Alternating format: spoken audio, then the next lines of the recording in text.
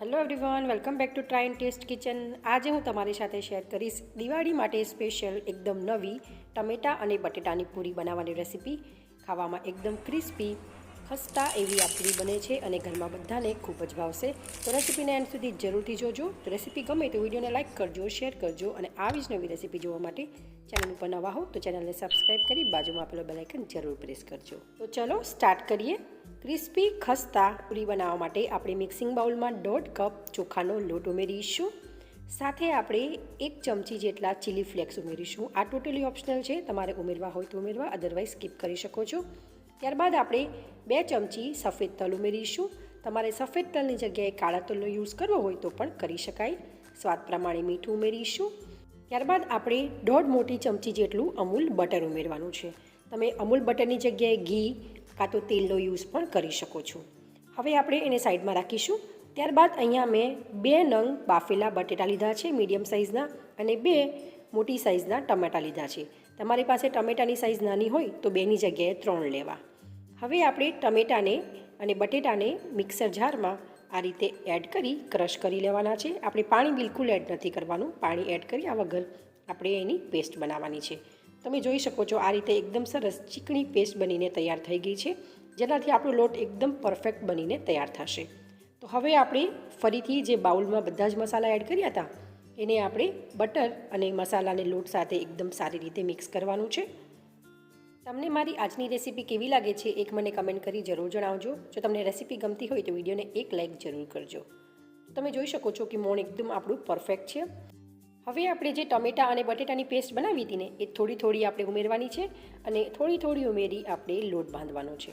તો લોટ બાંધતી વખતે ખાસ ધ્યાન રાખવાનું છે, આપણે પાણીનો બિલકુલ યુઝ નથી કરવાનો અને જો જરૂરિયાત લાગે તો જ એડ કરવું, અદરવાઇઝ આ પેસ્ટથી તમારો લોટ એકદમ પરફેક્ટ બનીને તૈયાર થઈ જશે.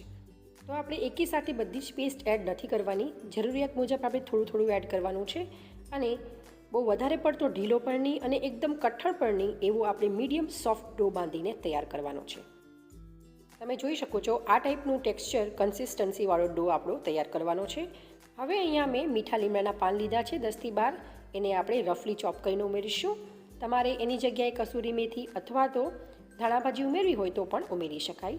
એને પણ એકદમ સારી રીતે મિક્સ કરશું. તો આપણો પરફેક્ટ ડો બનીને તૈયાર થઈ ગયો છે. આ ડોને આપણે રેસ્ટ બિલકુલ નથી આપવાનો. હવે આપણે એમાંથી આ ટાઈપના નાના ગોળા બનાવીશું અને આ ટાઈપની પ્લાસ્ટિક શીટ લઈ ઉપર થોડું તેલ લગાવી ગ્રીસ કરશું. ઉપર ગોળું મૂકી બીજી સાઈડને કવર કરી હાથ વડે અથવા તો ફ્લેટ તમારી પાસે વાડકી હોય અથવા તો ગ્લાસ હોય એનાથી તમારે આ રીતે સ્પ્રેડ કરી દેવું. તો તમે જોઈ શકો છો એકદમ આસાનીથી વણ્યા વગર આપણી પૂરી બનીને તૈયાર થઈ ગઈ છે. પૂરી ફૂલે નહીં અને ક્રિસ્પી થાય માટે આપણે ઉપરથી ચાકુ વડે આ રીતે માર્ક કરી દઈશું અને ત્યારબાદ આપણે આ રીતે પૂરીને સરફેસથી અલગ કરી દઈશું. એકદમ આસાનીથી અલગ થઈ જાય છે.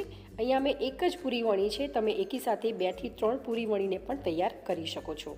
હવે આપણે પૂરીને ફ્રાય કરીશું.